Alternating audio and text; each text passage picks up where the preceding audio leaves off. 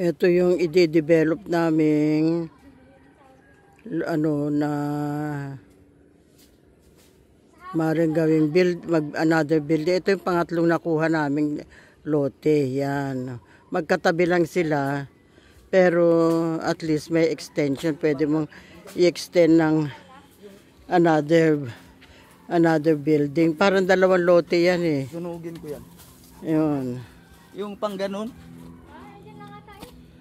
Oh.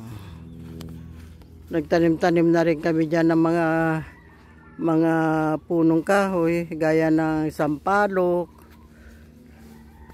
Tapos sa bayabas. Merong, ayun na si Engineer JR.